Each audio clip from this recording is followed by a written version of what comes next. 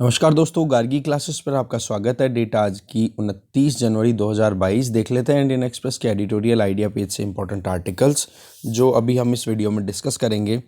First article है India central Asia relation से related, जानेंगे इस मुद्दे को।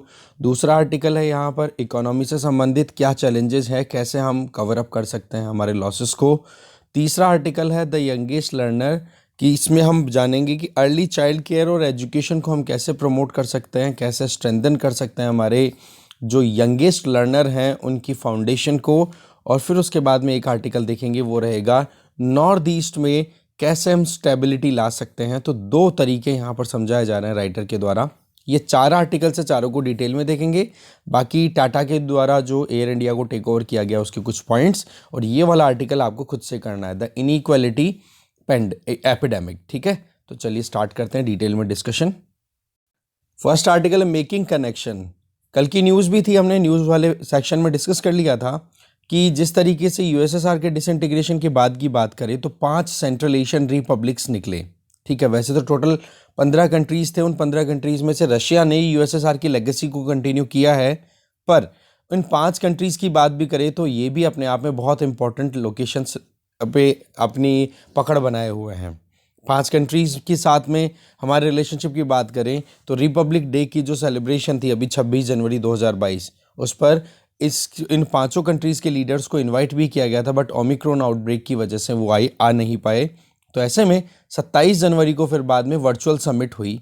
ठीक है, वैसे तो होनी तो थी इन पर्सन समिट, जिसमें कि 5 तो ये और हमारी तरफ से हमारे प्राइम मिनिस्टर नरेंद्र मोदी जी वो पार्टिसिपेट करते।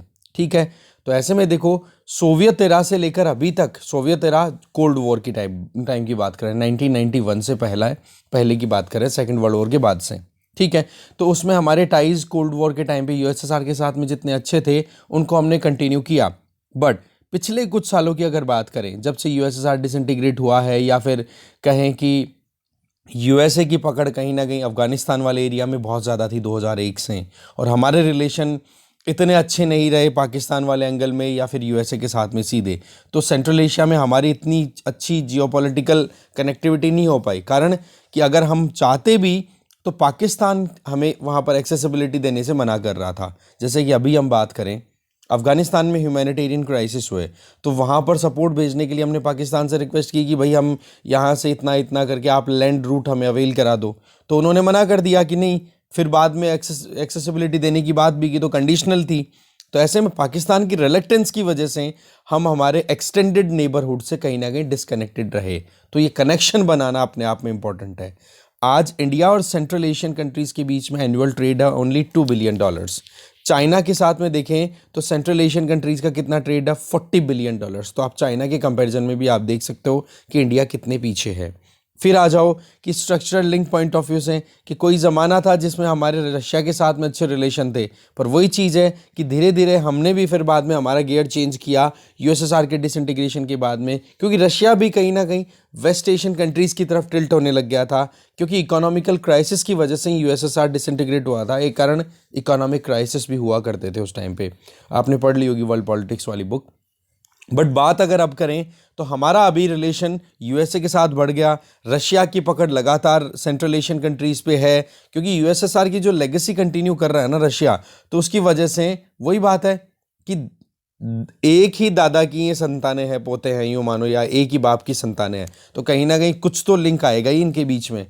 इसी तरीके से चाइना भी अपनी पकड़ लगातार बढ़ा रहा है, तो उस केस में इंडिया के लिए चैलेंजेस बहुत हो गए। इंडिया हाशिए पे चला गया, बिल्कुल मार्जिनल होता चला गया। दूसरी तरफ इंडिया की जो रीच है, इंडिया की जो पकड़ है एक्सटेंडेड नेबरहुड में, वो वीक होती चली गई। अब देखो ये जो इस हफ्ते की जो 27 तारीख की जो समिट हुई है, जिसमें central Asian countries Kazakhstan, Kyrgyzstan, Tajikistan, Uzbekistan, Turkmenistan के लीडर्स के साथ में वर्चुअल मीटिंग हुई है, ये अपने आप में प्रोडक्टिव इकोनॉमिक रिलेशनशिप को राइज करने की बात की जा रही है, पॉलिटिकल एंगेजमेंट और सिक्योरिटी कोऑपरेशन। आपको ध्यान होगा कि ये जो 5 सेंट्रल एशियन कंट्रीज़ हैं, इन 5 का और इंडिया का एक ग्रुप है जहां पर ये साथ में बैठते हैं, और उसमें रशिया, चाइना, पाकिस्तान भी आते हैं, वो है संघाई कॉरपोरेशन ऑर्गेनाइजेशन। तो ऐसे में वहाँ पर भी सिक्योरिटी और पॉलिटिकल एंगेजमेंट की बात होती रहती है। तो इंडिया जो है वो अपनी तरफ से इन पांचों कंट्रीज के साथ में सेपरेटली एंगेज करना चाह रहा था, जिससे कि अपनी टाइज, अपनी रिलेशनशिप को और ज़्यादा डीपर किया जा सके। तो इसी लाइन में अभी आप देखो कि मॉस्को और बीजिंग, इनकी रिलेशनशिप अलग तरीके से राइज हो रही है, पर इंडिया भी अपनी इंटरेस्ट को डाइवर्सिफाई करना चाह रहा है इस पर्टिकुलर सेंट्रल एशियन रीजन में, तो इसीलिए ये एंगेजमेंट अपने आप में इंपॉर्टेंट हो जाती है। अच्छा, ये जो मीटिंग हुई है इसकी इंपॉर्टेंट अगर बातें देखें तो दो इंपॉर्टेंट थीम रही। पहली इंपॉर्टेंट थीम तो ये कि डीपर टाइज डेवलप किए जाए। That means central Asian countries जो कि लैंडलॉक्ड एरिया है, चारों तरफ से घिरा हुआ है ज़मीन से, बस अगर थोड़ा सा है पानी तो कैस्पियन सी है, वो कैस्पियन सी वो भी एक अपने आप में लैंडलॉक्ड लेक ही है, बड़ी वर्ल्ड की लार्जेस्ट लेक, चाहे सलाइन या फ्रेश वाटर किसी में भी कंसिडर करो। तो सेंट्रल एशियन रिपब्लिक्स के साथ में हमारी कनेक्टिविटी के लिए हमने पाकिस्तान से जो ट्रांजिशन है या ट्रांजिट फैसिलिटी है कि भाई हम आपके थ्रू होते हुए सेंट्रल एशियन कंट्रीज अफगानिस्तान के साथ में कनेक्टिविटी ले सकते हैं, पर अब पाकिस्तान ने मना कर दिया। और अफगानिस्तान को आपको पता है पॉलिटिकल टर्मोइल चल रहा है, वहाँ पर तालिबान ने टेक ओवर कर लिया, तो वो वैसे इंडिया को फेवर नहीं करना चाहता। तो ऐसे में हमने जो चाबार पोर्ट है, चाबार पोर्ट जो हमने शाहिद बेहेस्ती पोर्ट फैसिलिटी डेवलप की है ईरान में, जिसका मेन टारगेट तो था कि हम अफगानिस्तान और सेंट्रल एशियन कंट्रीज़ तक एक्सेसिबिलिटी इंश्योर कर सकें, पर वही चीज़ है कि अभी अफगानिस्तान में हमारे फेवर की सरकार ही नहीं है, तालिबान ने टेक ओवर कर लिया। तो अब चाबार पोर्ट का जो यूटिलिटी है वो सेंट्रल एशियन कंट्रीज़ के लिए निकलेगी, जो कि अच्छी बात है। तो ऐसे में फोकस किस पे किया गया है कि ईरान के चाबार पोर्ट से होते हुए free movement of goods and services between India and central Asia, इस थीम पे काम किया जाएगा। फिर इसके बाद में कनेक्टिविटी, सिक्योरिटी। अब कनेक्टिविटी का हो गया, अब सिक्योरिटी पे आ जाओ। मुद्दा है अफगानिस्तान का, अफगानिस्तान को टेक ओवर किया तालिबान ने, तो तालिबान का वहाँ पर अकाउंटेबिलिटी फिक्स करना बहुत ज़्यादा ज़रूरी है। और ये सेंट्रल एशियन कंट्रीज़ भी कहीं ना कहीं इस चीज़ को लेकर के कंसर्न है कि अगर टेररिस्ट एक्टिविटीज़ अफगानिस्तान में बढ़ती हैं या अफगानिस्तान की वजह से टेररिस्ट एक्टिविटीज़ बढ़ती हैं, तो सेंट्रल एशियन कंट्रीज़ भी अछूते नहीं रहने वाले हैं। तो इस केस में टेररिज्म या रिलीजियस एक्सट्रीमिज्म, धर्म के नाम पर बहुत ज़्यादा हदें पार कर देनी, मतलब मार काट तक पहुंच जाना, तो इसमें इंटरेस्ट शेयर होते हैं इंडिया और सेंट्रल एशियन कंट्रीज़ के। इसीलिए अफगानिस्तान के मुद्दे को लेकर भी इन्होंने कंसेंसस शो की है। कल वाला डिस्कशन आपने नहीं देखा तो आप देखो, उसमें पूरी डिटेल हमने जानी है कि क्या क्या इसमें एग्रीमेंट में हुआ है। यहाँ पर तो क्या है, थीम वाइज एडिटर ने अपने ओपिनियन दिए हैं, वहाँ पर फैक्ट्स अवेलेबल हैं। तो फैक्ट्स और थीम दोनों अगर आपके पास अवेलेबल है तो आपका इंडिया सेंट्रल एशिया रिलेशंस में आपका बहुत अच्छा पकड़ बन जाएगा। ठीक है जी। इसके अलावा आप देख सकते हो कोऑर्डिनेट करने के लिए पॉलिटिकल सेगमेंट में वो सारी चीज़ें बताई दी, सिक्योरिटी कोऑपरेशन को कर लिया। चलिए, इतना ही था मेन चीज़ तो इस आर्टिकल के थ्रू हमें जो समझनी थी। आगे चलते हैं। अभी नेक्स्ट आर्टिकल है रिकवरी एंड रीबिल्डिंग। देखो, इसमें आर्टिकल में एस महेंद्र देव जी के द्वारा लिखा हुआ ये आर्टिकल है। इसमें बताया जा रहा है कि एनएसओ का जो डेटा अभी रिलीज हुआ है, जिसमें फर्स्ट एडवांस एस्टिमेट्स आए हैं फाइनेंशियल ईयर 2022 के शुरुआती 6 महीनों के डेटा के बेसिस पे, और इसमें ये पता पड़ रहा है कि हमारी इकोनॉमी जो है वो 2022 फाइनेंशियल ईयर, इसका मतलब 2021-22 में 2019-20 के कंपैरिजन में कितनी बढ़ गई है, 1.26%। इसका मतलब प्री कोविड ईयर के कंपैरिजन में पोस्ट कोविड या फिर अभी करंट जो सिचुएशन है उसमें हमारी इकोनॉमी थोड़ी सी प्लस में बढ़ गई है। पिछली बार तो माइनस में थी, अब की बार थोड़ी सी प्लस में गई है। और ये डेटा कहीं ना कहीं आपके पास अवेलेबल होगा, तो इसलिए ज़्यादा टेंशन लेने की ज़रूरत नहीं है इस डेटा को लेकर के। बस इतना सा ध्यान रखना है कि प्री कोविड एरा में हमारी जो जीडीपी थी उससे हम थोड़ा सा प्लस में आ गए हैं। अभी करंटली जो फर्स्ट एडवांस एस्टिमेट्स आए हैं एनएसओ के द्वारा रिलीज़ किए गए हैं 2021-22 फाइनेंशियल ईयर के। अब ओमिक्रॉन है, उसने इतना ज़्यादा नुकसान किया नहीं है इकोनॉमी को, ठीक है, पर फिर भी पिछले 2 सालों में हमने बहुत सारा नुकसान का सामना किया है।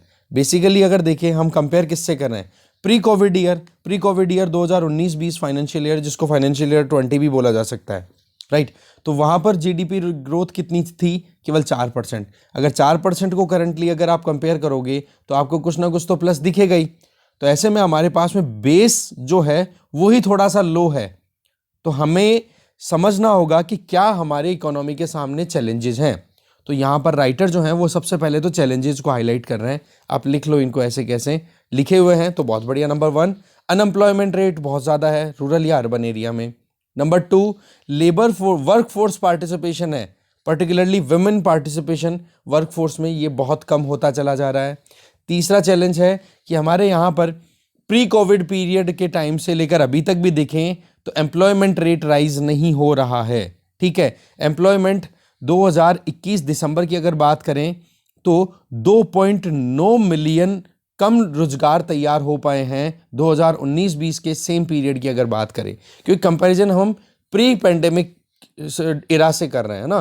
पेंडेमिक आउटब्रेक हो गया था जनवरी 2020 में इंडिया में, तो हम बात कर रहे हैं 2019-20 का, तो कंपैरिजन इसी का चलेगा। तो लगभग आप देख सकते हो 3 करोड़ कम रोजगार हैं आज की परिस्थिति में अगर हम देखें। फिर आ जाओ नेक्स्ट चौथा जो चैलेंज है दैट इज कि अभी भी हमारे यहाँ पर इनफॉर्मल सेक्टर में लगभग 85% वर्कफोर्स है वो एंगेज्ड है। पांचवा, इनफॉर्मल सेक्टर का मतलब हो गया कि यहाँ पर ना तो इनको टाइम पे छुट्टी मिल रही है, ना कोई सिक्योरिटी है, ना कोई रेगुलेशन है, ना कोई इनकम का कोई ठिकाना है, कभी ज़्यादा कभी बिल्कुल कम कभी ज़ीरो, तो ऐसे इनसिक्योरिटी बहुत ज़्यादा रहती है। फिर पांचवा जो कंसर्न है दैट इज़ कि इंडिया की जो वर्कफोर्स है इसमें सिर्फ 5% से भी कम लोगों के पास में skill training, formal skill training available है। इसका मतलब स्किल सेट इंक्रीज करना बहुत ज़्यादा ज़रूरी है। फिर छठा जो कंसर्न है दैट इज़ कि हमारे यहाँ पर मैन्युफैक्चरिंग और सर्विस, इनमें स्ट्रक्चरल चेंजेस लाने की ज़रूरत है जो कि अभी तक भी प्रॉपरली नहीं ला जा पाए हैं। फिर लास्ट जो कंसर्न है या चैलेंज है दैट इज़ कि एमएसएमई सेक्टर पर बहुत ज़्यादा ध्यान देने की ज़रूरत है, नहीं तो ज़्यादा रोजगार बनाना हमारे लिए बहुत ज़्यादा मुश्किल हो जाएगा। तो ये यहाँ पर चैलेंजेस हैं। अब इन चैलेंजेस को सॉल्व करने के लिए राइटर जो हैं यहाँ पर बजट में जो भी अभी जो कमिंग बजट है उसमें क्या क्या प्रोविज़न होने चाहिए उनके लिए सजेशंस दे रहे हैं। सबसे पहला सजेशन तो राइटर ये दे रहे हैं कि सरकार जिस तरीके से पिछले बजट में कैपिटल एक्सपेंडिचर करते हुए इंफ्रास्ट्रक्चर को बूस्ट करने की बात कर रही थी, उस प्रोविज़न को कंटिन्यू करने की ज़रूरत है। ठीक है, इसके लिए एसेट मोनेटाइजेशन पाइपलाइन हो या फिर जो प्रोजेक्ट इंफ्रास्ट्रक्चर प्रोजेक्ट पाइपलाइन है जिसका वर्थ कितना है लगभग 102 लाख करोड़ का, और एसेट मोनेटाइजेशन जिसमें जितने भी रुके हुए जो प्रोजेक्ट्स हैं उनको एक रिवाइवल देने के लिए प्राइवेट सेक्टर को वहाँ पर पुश एक तरीके से खींच के लाना, जिसका टारगेट है 6 लाख करोड़ रुपए तक का पूरा इन्वेस्टमेंट। तो ओवरऑल बात क्या आ रही है कि आप एक्सपेंडिचर और जो कैपिटल एक्सपेंडिचर और इंफ्रास्ट्रक्चर बूस्ट, इसको वीक मत पड़ने दो। ये ही की ड्राइवर होगा और हमारे इंडिया का जो फ्यूचर है इसी के बेसिस पे डिसाइड होगा। पर वही चीज़ है, जो बात बोल दी उसको इफेक्टिवली इंप्लीमेंट भी करो। दूसरा सजेशन राइटर ये देना चाह रहे हैं कि हमें एक्सपोर्ट पर ध्यान देना होगा। आपको हम बहुत बार देख चुके हैं इसी न्यूज़पेपर के डिस्कशन में कि ग्रोथ की अगर बात करें तो 3 मेन इंजन होते हैं। एक तो गवर्नमेंट स्पेंडिंग होती है, एक प्राइवेट कंजम्पशन होता है, एक इन्वेस्टमेंट होता है, एक्सपोर्ट साथ में उसके आप ऐड कर सकते हो। तो पॉइंट क्या आ रहा है कि हमें एक्सपोर्ट को राइज करना होगा, और एक्सपोर्ट भी किस पे, जो एम्प्लॉयमेंट क्रिएशन करे, इस तरीके के प्रोडक्ट्स का एक्सपोर्ट ज़्यादा हो। ठीक है ना, तो इस पर हमें ध्यान देने की ज़रूरत है। वैसे तो 2022 फाइनेंशियल ईयर का एंड जो अभी मार्च 31 को ख़त्म होगा, ये तो बोले $400 बिलियन तक हम अचीव कर लेंगे। तो एक्सपोर्ट हमारा अच्छा परफॉर्म कर रहा है, पर फिर भी हमें और ज़्यादा इंक्रीज करने की ज़रूरत है एक्सपोर्ट को, और फोकस हमारा होना चाहिए लेबर इंटेंसिव प्रोडक्ट्स पे। मतलब वो प्रोडक्ट हम ज़्यादा प्रोड्यूस करें जहाँ पर ज़्यादा से ज़्यादा लोगों को रोजगार मिल सके। चाइना ने भी इसी तरीके से अपना एक्सपोर्ट राइज किया था। आज इंडिया के पास में एक मौका है, क्योंकि चाइना के खिलाफ में या चाइना का जो स्पेस है, चाइना की जो पकड़ है इंटरनेशनल मार्केट में, वो डाउन हो रही है। इसके लिए राइटर सजेशन दे रहे हैं कि जो रीजनल कॉम्प्रिहेंसिव इकोनॉमिक पार्टनरशिप है ना, उसके साथ में हमें इंटीग्रेट करना चाहिए। ठीक है, क्योंकि इसके बारे में मैं आपको पहले बता चुका हूँ कि ये 2012 से लेकर अभी तक लगातार नेगोशिएशन चल रहे थे, पर वही चीज़ है कि इसको फिर बाद में इंडिया ने अब इग्नोर कर दिया, मना कर दिया कि हमारे यहाँ पर छोटे छोटे फार्मर्स हैं, हमारे यहाँ पर जो चाइना के प्रोडक्ट हैं वो फ्लड हो जाएंगे बहुत ज़्यादा, तो ऐसे में हमारे लोकल जो मैन्युफैक्चरर्स हैं उनको बहुत ज़्यादा नुकसान उठाना पड़ेगा। इसलिए इंडिया ने विड्रॉ कर लिया था। तो आरसीईपी के बारे में एक बार आप पढ़ लेना यूपीएससी पॉइंट ऑफ व्यू से। ठीक है, तो ये सजेशन। फिर इसके आगे थर्ड सजेशन राइटर ये देना चाह रहे हैं कि यहाँ पर हमें शायद ही कोई डिसएग्रीमेंट मिले, कोई नाराज़गी मिले, कि हमें वाकई में हमारी जो मेजर जो ग्रोथ है वो डिपेंड करेगी मैन्युफैक्चरिंग सेक्टर पे। तो हमें हमारी इकोनॉमिक प्रोग्रेस को इंश्योर करने के लिए मैन्युफैक्चरिंग सेक्टर को और बूस्ट करना चाहिए। आज अगर हमारे जीडीपी में मैन्युफैक्चरिंग सेक्टर की कंट्रीब्यूशन देखें तो वो बहुत कम है, वैसे सरकार अपनी तरफ से प्रोडक्शन लिंक्ड इंसेंटिव स्कीम जैसी प्रोग्राम चला रही है, जिसके बेसिस पे मैन्युफैक्चरिंग परफॉर्मेंस है वो धीरे धीरे इंप्रूव हो रही है। इसके अलावा बाकी सर्विस सेक्टर में भी जैसे दो जो इंटरनेशनल ब्रांड्स हैं जैसे गूगल, अमेजॉन, लिंक्डइन, इन्होंने भी अपनी तरफ से बहुत इन्वेस्टमेंट किया है। इसके अलावा हॉस्पिटैलिटी की बात कर लो, कंसल्टिंग फर्म्स की बात कर लो, बड़ी बड़ी कंपनियां जो हैं वो इंडिया में आकर के काम करना चाह रही हैं, तो इनको हमें सपोर्ट देना चाहिए, इनको फेवरेबल एनवायरनमेंट देना चाहिए। वही बात आ गई ईज ऑफ डूइंग बिजनेस। चौथा सजेशन कि भाई हमारे यहाँ पर बैंकिंग सिस्टम में जो भी कमियां हैं उनमें चेंजेस लानी चाहिए, बैंकिंग रिफॉर्म्स। इसके लिए क्या, इसका मेन काम क्या होगा कि आप कैसे भी करके बैंक से जो क्रेडिट मिलता है लोगों को उसमें राइज हो, क्योंकि बैंकों से अगर लेन देन बढ़ता है ना तो एक तो उधार लेने वालों को परेशानी नहीं होती, डेटर को या बोरोवर को परेशानी नहीं होती, डेटर नहीं बोरोवर बोलेंगे हम यहाँ पे, बोरोवर को परेशानी नहीं होती। क्यों? एक तो ज़्यादा कंडीशंस हैं वो एकदम क्लियर होती है, ट्रांसपेरेंट मैनर में काम होता है। अगर इंटरेस्ट रेट में अप एंड डाउन कुछ भी होता है तो वो बोरोवर को परेशान नहीं करता, ठीक है ना। तो ऐसे में अभी की बात करें तो आरबीआई ने तो वैसे भी अकोमोडेटिव स्टांस अब ना कंटिन्यू कर रखा है, जिसमें इंटरेस्ट रेट्स हैं वो रिड्यूस कर रखी हैं, है ना। तो उससे क्या है, मार्केट में फ्लो आना बहुत ज़रूरी है। तो आज अगर जीडीपी के कंपैरिजन में क्रेडिट की बात करें, हमारी पूरे देश में, देश की जो जीडीपी है उसके अगेंस्ट में अगर क्रेडिट की बात करें कि लोगों ने उधार कितना ले रखा है काम को एक्सपेंड करने के लिए, वो हम 55% के लगभग फंसे पड़े हैं अभी तक। जबकि दूसरे कंट्रीज फॉर एग्जांपल चाइना में, यूएस में, यूरोपियन कंट्रीज में, वहां पर GDP credit to GDP ratio क्या जा रहा है, वहां पर 100% या फिर 150% तक जा रहा है। तो हमारे पास में अभी बहुत ज़्यादा स्पेस है, हमें और एक्सपेंड करना चाहिए जो क्रेडिट फैसिलिटी है उसको, चाहे फिर वो फॉर्म्स हो या हाउस होल्ड हो, उनकी सबकी बात कर लो ओवरऑल मिला के, ठीक है। पर दूसरी तरफ हम क्रेडिट की बात करें तो हमें एक परिस्थिति को और जानना होगा कि जो नॉन परफॉर्मिंग एसेट्स हैं वो भी कम नहीं है। अगर दिसंबर 2021 की बात करें तो अभी तक हमारे यहाँ पर बैंकिंग क्रेडिट ग्रोथ है वो कितनी हो रही है, bank credit growth 9%। But NPA की बात करें, एनपीए भी पर्टिकुलरली शेड्यूल्ड कॉमर्शियल बैंक्स। अब ये शेड्यूल्ड कॉमर्शियल बैंक्स कौन से होते हैं?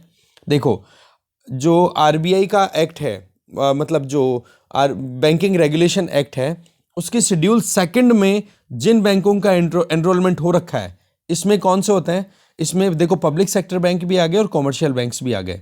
तो ये आपके जो आईसीआईसीआई प्राइवेट बैंक जिनको हम बोलते हैं वो भी आ गए, दोनों इंक्लूड। तो ओवरऑल इनका देखें तो अभी स्ट्रेस बहुत ज़्यादा है क्योंकि एनपीएस कम नहीं हो रहे हैं। आरबीआई की अभी recently financial stability report release हुई जिसमें ये था कि ग्रोस जो नॉन परफॉर्मिंग एसेट है, मतलब ओवरऑल जो नॉन परफॉर्मिंग एसेट्स हैं उनका अगर फिगर देखें तो टोटल जितना एसेट है उसका कितना परसेंट 2021 में था? सितंबर 2021 में ग्रोस एनपीएस का रेशियो कितना था? 6.9%, जो कि एक्सपेक्टेड ये है कि 2022 सितंबर में आते आते 8.1% हो गया। और अगर ये तो बेसलाइन सिनेरियो है, और अगर इससे भी वर्स्ट सिनेरियो, मतलब कि कहीं रिटर्न आ ही नहीं रहा है, इकोनॉमी परफॉर्म नहीं कर रही है, तो एनपीएस हो सकता है 9.5% तक भी बढ़ जाए शेड्यूल्ड कॉमर्शियल बैंक्स की। तो ये अपने आप में बहुत ज़्यादा कंसर्निंग चीज़ है। तो क्या किया जाए? तो बात ऐसी है, बैंकों के पास में सफिशिएंट कैपिटल अवेलेबल होना चाहिए, ठीक है, फिर जिससे कि वो अपने हिसाब से लोन डिलीवर कर सके। नहीं तो क्रेडिट फ्लो अगर रुक गया है ना तो फिर बाद में प्राइवेट सेक्टर जल्दी से काम करना पसंद नहीं करेगा। अच्छा, फिर एनपीएस की प्रॉब्लम को सॉर्ट आउट करने के लिए पिछले बजट में ही इसके प्रोविजन कर दिए गए थे बेड बैंक के, पर अभी तक भी क्या है कि बेड बैंक को अभी प्रॉपर इंप्लीमेंटेशन में लाना पॉसिबल नहीं हो पाया है। क्यों? क्योंकि एक तरफ जो है इंडियन बैंकिंग एसोसिएशन, उसका तो ये कहना है कि एक तो एसेट रिकंस्ट्रक्शन कंपनी होनी चाहिए, एक एसेट मैनेजमेंट कंपनी होनी चाहिए, दोनों अलग अलग होनी चाहिए। और आरबीआई का कहना है कि एक ही एंटिटी होनी चाहिए, एसेट रिकंस्ट्रक्शन भी वही करे, मैनेजमेंट भी वही करे। तो इस तरीके से दोनों के बीच में जो गैप है ना, इस वजह से अभी तक भी बेड बैंक का जो आइडिया वो इंप्लीमेंट नहीं हो पाया। अगर आप मेरा शाम वाला वीडियो डिस्कस कर रहे हो या फिर इंडियन एक्सप्रेस को कंटिन्यू फॉलो कर रहे हो तो हमने बात कर ली थी, ये कल परसों की न्यूज़ थी, ठीक है। तो अभी तक भी प्रॉपर इंप्लीमेंटेशन में नहीं आया है। तो ऐसे में इनको सॉर्ट आउट करना जरूरी है, जल्दी से जल्दी बेड बैंक स्टैब्लिश किया जाए। इसके अलावा जो फाइनेंस टेक्नोलॉजी कंपनी जो फिनटेक हैं वो बहुत इंपॉर्टेंट रोल प्ले कर सकती हैं इकोनॉमी को बूस्ट देने के लिए। इसके अलावा जो ईएसजी बॉन्ड्स हैं, environment, social and governance bond, ठीक है, जिसमें लोग अभी बहुत ज़्यादा अवेयर हो रहे हैं कि कोई भी कंपनी में इन्वेस्ट करने से पहले वो ये देखते हैं, जो भी इन्वेस्टर्स हैं, कि वो एनवायरमेंटल फुटप्रिंट क्या है उस कंपनी का, कितना नुकसान एनवायरमेंट को पहुंचा रही है, सोसाइटी के लिए कुछ अच्छा कर रही है कि नहीं, इसका इंटरनल जो गवर्नेंस सिस्टम है, डायरेक्टर्स का, इनका अपॉइंटमेंट, वो कितने अच्छे तरीके से किया जाता है, इन चीज़ों को कंसिडर करते हुए लोग इन्वेस्ट करते हैं। तो ESG बॉन्ड्स को भी हम एक्सपेंड कर सकते हैं, जिससे कि एक तो क्या होगा, मार्केट में पैसा घूमेगा, एक इन बॉन्ड्स में जब इन्वेस्टमेंट आएगा तो कंपनियां भी अपना काम एक्सपेंड करेंगी, रोजगार बनेंगे, और अपने आप से फिर बाद में डिमांड और सप्लाई है वो पुश होती चली जाएगी, तो इकोनॉमी को भी सपोर्ट मिलेगा। इसके आगे अगर देखें, टेक्नोलॉजिकल और डिजिटल पुश ये देने की जरूरत है। दैट मीन्स बैंकों को ज्यादा से ज्यादा डिजिटलाइजेशन की तरफ पुश कर दिया जाए, टेक्नोलॉजी का यूज हो। फिर लास्ट सजेशन है कि हमारे देश में अभी आप देख सकते हो हम के शेप्ड रिकवरी देख रहे हैं। इसका मतलब कि कुछ लोग हैं वो तो बहुत ज़्यादा पैसे वाले बनते चले जा रहे हैं और ज़्यादातर अभी तक भी रिकवर नहीं कर पा रहे हैं। तो इस गैप को कवर अप करना ज़रूरी है, और ये जो डाउन साइड जो जा रहा है ट्रेंड, इस डाउन साइड ट्रेंड को अरेस्ट करना होगा, रोकना होगा। उसके लिए क्या हो, जो डेली वेजेस अर्नर हैं, माइग्रेंट हैं, MSMEs हैं, या फिर कॉन्टैक्ट इंटेंसिव सेक्टर है, जहाँ पर सर्विस सेक्टर की बात करो, होटल्स की बात करो, टूरिज्म सेक्टर, जो कि बहुत ज़्यादा बर्बाद हो गए हैं इस कोविड की वजह से, तो यहाँ पर हमें एक सपोर्ट देना होगा। ठीक है, MSME सेक्टर को आप अच्छी दर पे रिलैक्स करके और फिर बाद में लोन अवेलेबल कराना होगा। एग्रीकल्चर सेक्टर में ज़्यादा इन्वेस्टमेंट हो वो हमें इंश्योर करना होगा। रूरल इंफ्रास्ट्रक्चर, गाँव में जो भी रिक्वायरमेंट है, चाहे खेती से संबंधित हो या छोटा मोटा कोई अपना कॉटेज इंडस्ट्री पे काम करना चाहे, MSMEs को एक्सपेंड करना चाहे, सपोर्ट मिलना चाहिए। साथ में हेल्थ, एजुकेशन, सोशल प्रोटेक्शन, इन पर भी ध्यान देना होगा। Food distribution, cash transfer, NREGA जैसी गाँव की स्कीम, और इसी तरीके से शहरों में भी अनएम्प्लॉयमेंट गारंटी स्कीम इंप्लीमेंट करनी चाहिए। ये सजेशन तो देखो बैक टू बैक हम बहुत बार डिस्कस कर चुके हैं। तो सवाल ये है कि इकोनॉमिक ग्रोथ और जॉब्स, ये दो बहुत बड़े कंसर्न हैं हमारे लिए, और इन दोनों चीज़ों को अगर हमने नहीं सही से समझा ना, तो मुश्किलें कम नहीं होगी। बेशक हमारा टारगेट है कि $5 ट्रिलियन इकोनॉमी हम बने, तो इसमें 2 साल का अगर डिले हो जाए तो वो हमारे लिए नुकसान वाली चीज़ होगी। तो ऐसे क्या करें, हमें थोड़ा सा सोच समझ करके चलना होगा। इसका तरीका हमने कल देखा था ना, एक तो मॉनेटरी पॉलिसी, एक बताया था फिस्कल पॉलिसी, और एक बताया था रेगुलेटरी पॉलिसी। इन तीनों चीज़ों के बारे में हमने कल डिस्कस कर लिया था। तो वही चीज़ें, उन्हीं में आप एक ये पॉइंट्स ऐड कर सकते हो। बाकी तो देखो बजट बताएगा क्या आता है क्या नहीं, ठीक है ना। प्राइवेटाइजेशन की बात ऑलरेडी कर ही ली कि सरकार के पास में पैसे की कमी है, तो प्राइवेट सेक्टर को इन्वेस्ट करवा दो ज़्यादा से ज़्यादा। साथ में जो अकोमोडेटिव स्टांस है मॉनेटरी पॉलिसी के अंडर में, जिसमें repo rate, reverse repo rate reduce कर रखी है, उससे क्या होगा, प्राइवेट सेक्टर के लोगों को सस्ते में लोन अवेलेबल होगा, तो उनको भी परेशानी नहीं होगी। तो ये सजेशन दिए जा रहे हैं। बाकी देखो बजट बताएगा क्या होता है। ठीक है, आगे चलते हैं। नेक्स्ट आर्टिकल है द यंगेस्ट लर्नर्स। आर्टिकल को लिखा गया है संजय कौल और उमा महादेवन दासगुप्ता के द्वारा। देखो, नेशनल एजुकेशन पॉलिसी जो 2020 में आई है, बोले इस पॉलिसी ने बहुत ही अच्छे से फोकस में रखा है ECCE को, that means early child care and education. इसका मतलब हम यहाँ पर आंगनवाड़ी सेगमेंट से ज़्यादा बात करेंगे। देखो, एक बच्चा कितना इंटेलिजेंट होगा, कितना समझदार होगा, कितना इंटरेक्टिव होगा, ये सारी चीज़ें डिपेंड करती है उस बच्चे की जन्म के बाद में क्या उसके आसपास का एनवायरनमेंट रहा।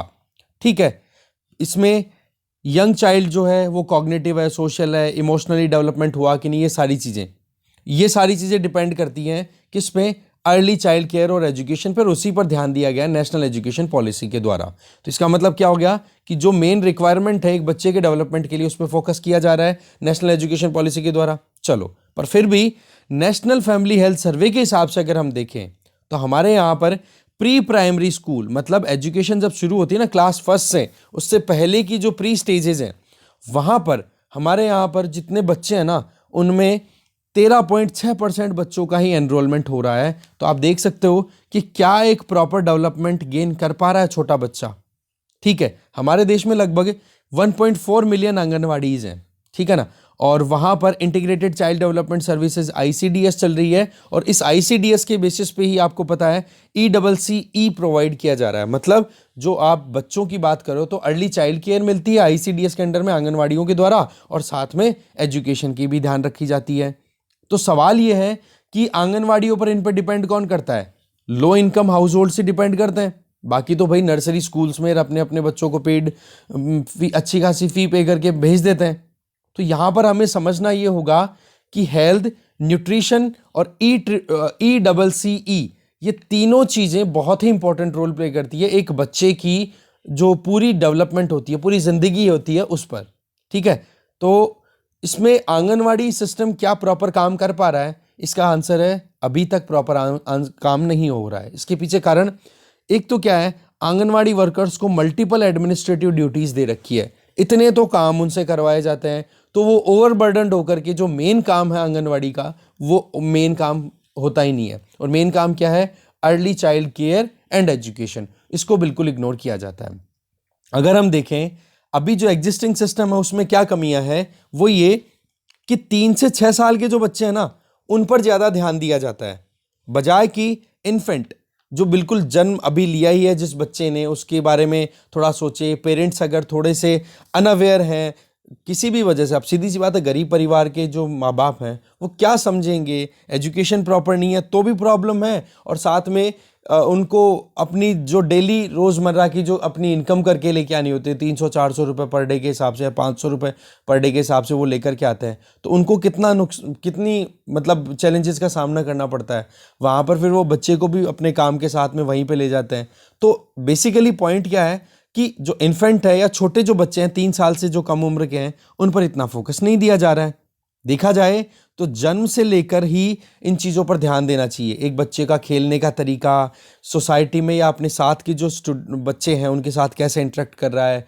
जब छोटा बच्चा होता है, बोलना नहीं आ रहा, तो नॉन वर्बल मैनर में कितना इंटरेक्ट करता है। आपने भी कभी नोटिस किया हो तो जो अपने माता पिता के साथ में फ्लैट्स में या कहीं रहते हैं जो बच्चे, एक तो उन बच्चों से आप इंटरेक्ट करो और एक उस बच्चे से इंटरेक्ट करो जो अपने दादा दादी और इनके साथ में सारा मिल करके रहता है, और उस बच्चे के साथ इंटरेक्ट करो। आपको क्रिएटिविटी डिफरेंस आपको पता पड़ जाएगा। क्रिएटिविटी भी नहीं तो ज़्यादा से ज़्यादा इतना तो डिफरेंस पता पड़ जाएगा कि कौन कितना हेल्दी है, चाहे वो इमोशनली देखो, चाहे साइकोलॉजिकली देखो, या फिर आप देखोगे उसकी एक्टिविटीज़ से।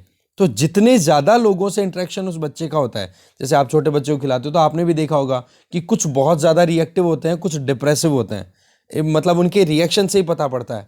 तो वहाँ पर जिन बच्चों को पूरा एकदम सपोर्ट नहीं मिल रहा है, ऐसा एनवायरनमेंट नहीं मिल रहा है कि वो अपनी कॉग्निटिव डेवलपमेंट को इंश्योर कर सके, वो छोटे बच्चों का एनवायरनमेंट मिलेगा, उसी का तो असर आता है फिर बच्चे पे, है ना।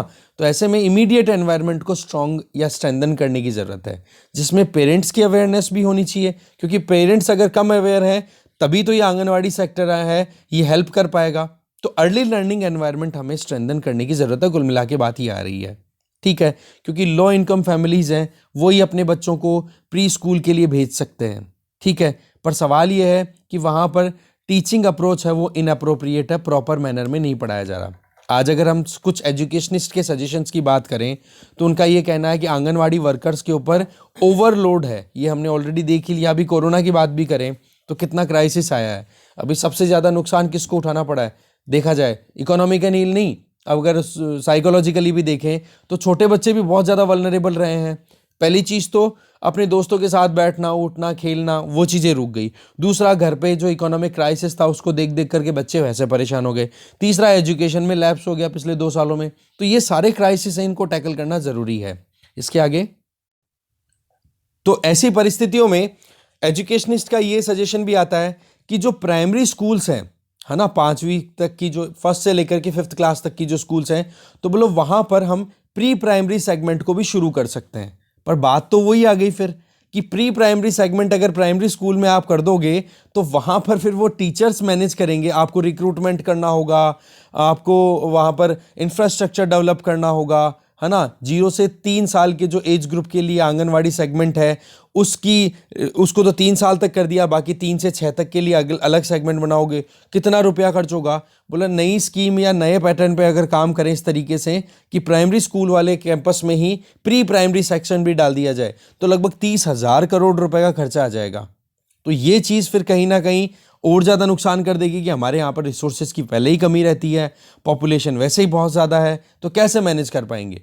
ठीक है, तो इस केस में आंगनवाड़ी सेगमेंट को ही अगर हम थोड़ा सा अच्छे से काम करने के लिए अलाउ करें, उनको जो अनबर्डन कर दें, थोड़ा सा काम फोकस ये रहे कि भाई आप तो अर्ली चाइल्ड केयर और एजुकेशन मतलब छोटे बच्चों पर ज़्यादा ध्यान दो, बाकी चीज़ें करने के लिए हमारे पास में मशीनरी और अवेलेबल है, तब जाकर के सही होगा। नहीं तो टीचर्स पे आप ओवरबर्डन कर दोगे तो जो प्राइमरी सेगमेंट में जो टीचर्स काम कर रहे हैं वो उनकी परफॉर्मेंस बिगड़ गई, आंगनवाड़ी वालों की ऑलरेडी हालत खराब है। तो क्या किया जाए, इसके लिए देखो सजेशन दिए जा रहे हैं यहाँ पर राइटर्स के द्वारा, वो देखते हैं एक एक करके। नंबर 1 कि एक प्रॉपर डिजाइन होनी चाहिए, एक मीनिंगफुल एक्टिविटी बेस्ड फ्रेमवर्क तैयार करो, किसके लिए, early child care and education के लिए, जिसमें ग्राउंड रियलिटीज को ध्यान में रखो। देखो एक गांव में अगर आप आंगनवाड़ी को डेवलप करवा रहे हो तो उस गांव की क्या रियलिटी है, वहां पर कैसी लैंग्वेज चलती है, क्या वहां पर पैटर्न रहता है, गांव के अंदर गांव का जो पानी है उसके अंदर क्या क्वालिटी है, क्या खाने की हैबिट्स हैं, जो कमियां हैं उनको आप कॉम्प्लीमेंट करो। तो पहली चीज तो हो गई ये कि लोकल कॉन्टेक्स्ट को ध्यान में रखते हुए आप EECCE फ्रेमवर्क तैयार करो। दूसरा ये कि आंगनवाड़ी वर्कर्स का जो रूटीन टास्क है, ठीक है ना, उसको आप बर्डन उस पर रिड्यूस करो। मतलब कि जो नॉन ICDS वर्क है, जो इंटीग्रेटेड चाइल्ड डेवलपमेंट सर्विसेज है, उसके अलावा अगर कोई भी काम आपने दे रखा है तो प्लीज आप उनको हटा दो। आंगनवाड़ी हेल्पर्स को आप एजुकेशन का लेवल है, अब हम नॉर्मली देखें तो 10वीं क्लास तक की पढ़ी हुई जो लेडीज होती हैं वो आंगनवाड़ी वर्किंग में इन्वॉल्व रहती हैं, तो उनको आप एडिशनल ट्रेनिंग दे दो, क्योंकि 10वीं तक की एजुकेशन आज की परिस्थितियों को देखते हुए थोड़ी सी कम है, तो इस केस में आप उनको ट्रेनिंग दे दो, उनको एडिशनल इंसेंटिव्स दो जिससे कि वो अपना काम डेडिकेशन के साथ में कर सकें, है ना, और एक रीडिजाइंड मैनर में काम हो जिससे कि वो रूटीन वर्क करते करते एंजॉय भी करें, उनको रेम्यूनरेशन भी अच्छा मिले, तो काम करने में क्या जोर आएगा, ठीक है, और उनकी ट्रेनिंग भी टाइम पे कराओ। तीसरा सजेशन, आंगनवाड़ी वर्कर्स जो हैं उनको अभी जितना काम वो कर रही हैं, जितना टाइम ड्यूरेशन है, उस टाइम ड्यूरेशन को एक्सटेंड करो 3 घंटे और इस काम को करने में कर्नाटका बहुत आगे है। यहाँ पर आप देखो कर्नाटका ने आंगनवाड़ी का टाइम कितना कर रखा है, 9:30 सुबह से लेकर के शाम के जो 4 बजते हैं तब तक कर दिया। तो बोलो वही चीज़ हमें करनी चाहिए। हाँ, पर आंगनवाड़ी वर्कर्स हैं, उनका रेम्यूनरेशन, उनको जो सैलरी दी जाती है, पेमेंट्स दी जाती है, उसको भी ठीक कर दो। इससे क्या होगा कि एक तो बच्चे को केयर अच्छी मिलेगी, दूसरा वो एक्सटेंडेड टाइम है ना, उसमें पेरेंट्स को भी प्रॉपर गाइडेंस दिया जाए कि घर पे ले जाकर के बच्चे के साथ में कैसे बिहेव करे, किस लैंग्वेज में उनके साथ में बात करे, क्या खिलाना है, कौन सी एक्टिविटीज नहीं परफॉर्म करे जिसकी वजह से बच्चे पे गलत इफेक्ट ना जाए, ये सारी चीजें बताई जा सकती है। फिर चौथा सजेशन दिया जा रहा है कि ICDS जो है वो 1970s की स्कीम हमारे यहाँ पर कंटिन्यू हो रही है ना, तो इस केस में बोले इसमें हमें पॉलिसी माइंडसेट को भी चेंज करना होगा। ये चेंज सेंट्रल गवर्नमेंट भी करे और स्टेट गवर्नमेंट भी करे, प्रायोरिटाइज करे कि वाकई में हम बच्चों को कैसे अपब्रिंगिंग देना चाह रहे हैं, ठीक है। सभी ICDS फंक्शनरीज जो हैं उनकी ट्रेनिंग होनी चाहिए, time to time workshops conduct होनी चाहिए, टाइम टू टाइम असेसमेंट होना चाहिए कि किसमें क्या कमियां रह रही हैं और किसको कितनी, अब जो अच्छा परफॉर्म करे उसको रिवॉर्ड दो और जो अच्छा परफॉर्म नहीं करे उसको पनिश करो। सिंपल सी कैरेट एंड स्टिक मेथड पे काम करना शुरू करो।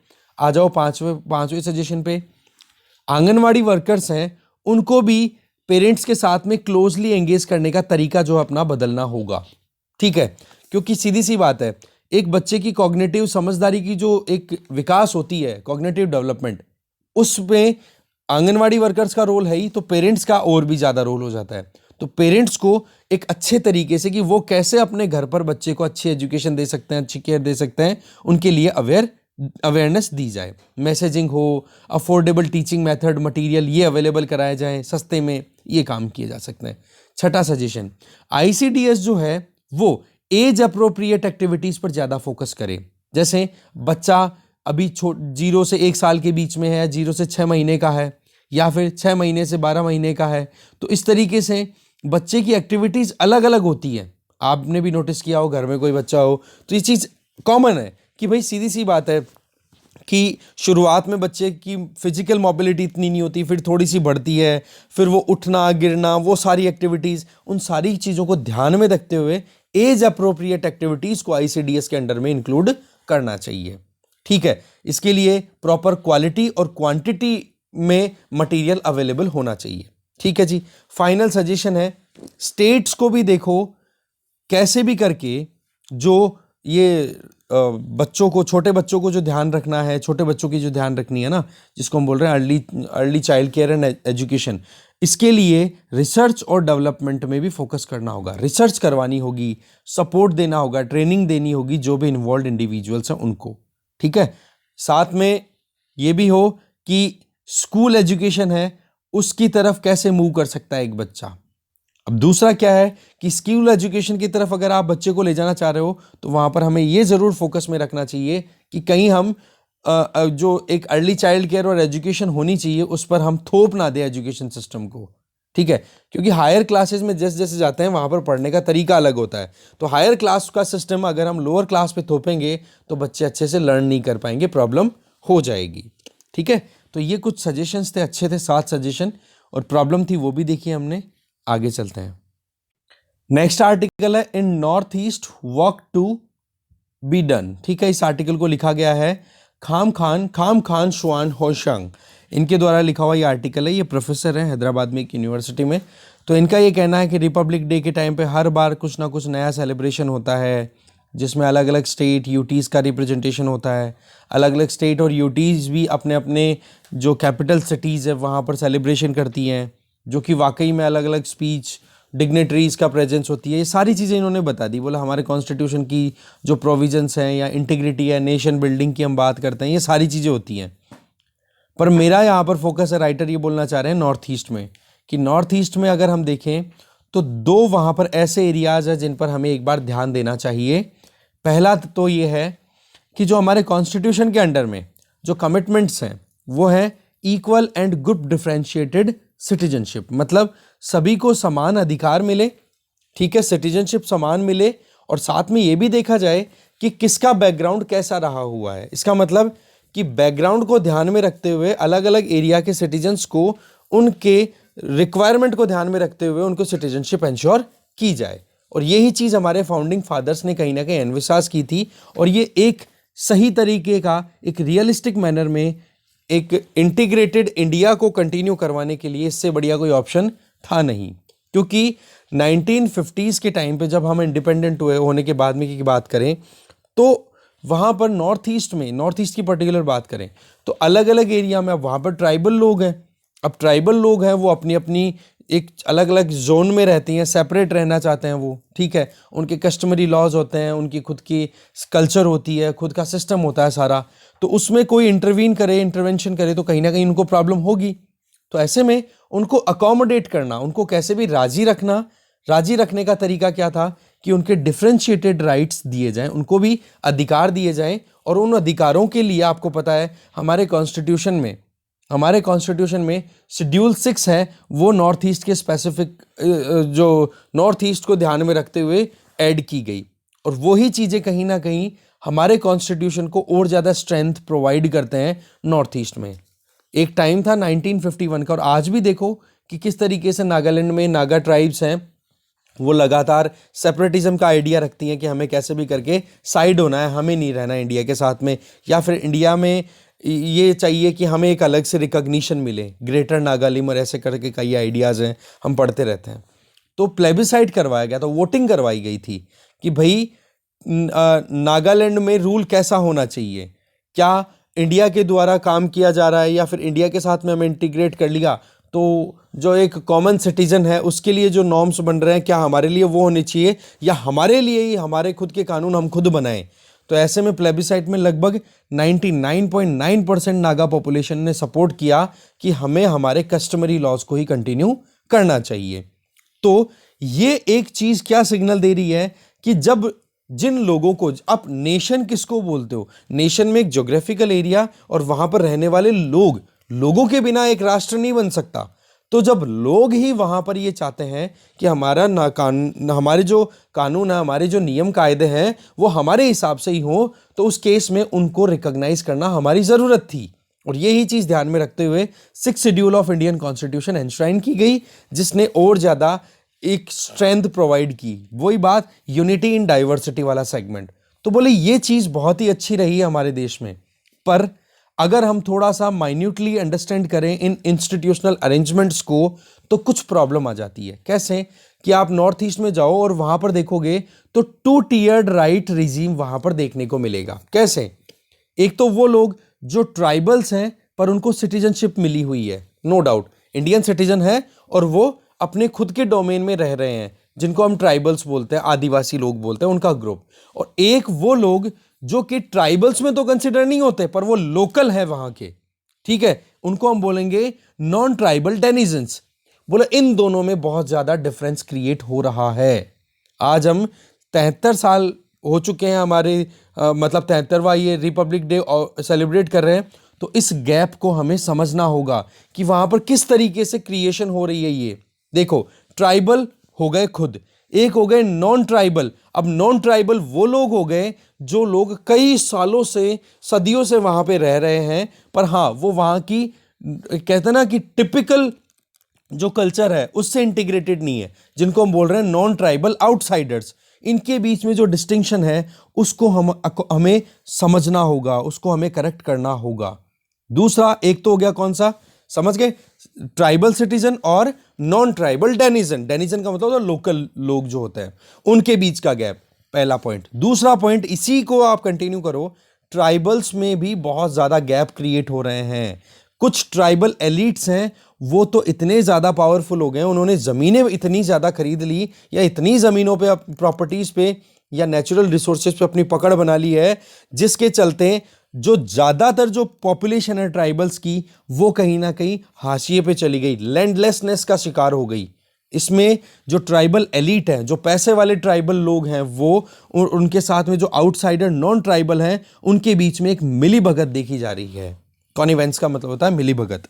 तो आप देखो कि किस तरीके से एक गैप क्रिएट हो रहा है। और इस पर्टिकुलर एसिमेट्री को, एसिमेट्री का मतलब क्या होता है, ये जो गैप है ना, एक तो हैव्स हो गए और दूसरे हो गए हैव नॉट्स, इनके बीच के गैप को अगर हमने एड्रेस नहीं किया तो हो सकता है कि बहुत बड़ा धमाका हो सकता है वहां पर लोकली। ठीक है, तो ऐसे में हमें सही से इसको रिकॉग्नाइज करना होगा। पहला मुद्दा हो गया। अब इसी में आप कंटिन्यू करो एक और पॉइंट को, वो है असम में। आप देखो असम और त्रिपुरा में 1970s का टाइम था जब सन्स ऑफ सॉइल मतलब वहां के जो लोकल लोग हैं बोलो वो ही यहां पर रहेंगे, नेटिव जो हैं वो ही यहां पर रहेंगे, जिनको हम क्या बोल सकते हैं, खिलौंजियाज, दैट मीन्स ऑटोक्थॉन्स। ऑटोक्थॉन्स कौन से होते हैं, जो लोग लोकल होते हैं, ट्राइबल लोग होते हैं वो, और जो अपने हाथ में पावर लेना चाहते हैं। तो उन लोगों ने जब से ये मूवमेंट शुरू किया है, उस मूवमेंट की थीम क्या रही कि भाई हमारे यहाँ मतलब नॉर्थ ईस्ट में जो भी इलीगली एंटर हुए हैं लोग, ठीक है, इलीगल इमिग्रेंट, चाहे वो असम में आए हो या फिर वेस्ट बंगाल से छोड़ के असम में आए हो या त्रिपुरा में घुसे हो या फिर जो बंगाली मुस्लिम्स हैं वो गए हो वहां पर, तो उनके खिलाफ में एक मुहिम चला रखी है कि इनको यहां से भगाओ। तो ये जो काम है ना, सन्स ऑफ सॉइल वाला जो मूवमेंट है, ये कहीं ना कहीं प्रॉब्लम क्रिएट कर रहा है वहां पर, नॉर्थ ईस्ट में इनसिक्योरिटी को क्रिएट कर रहा है।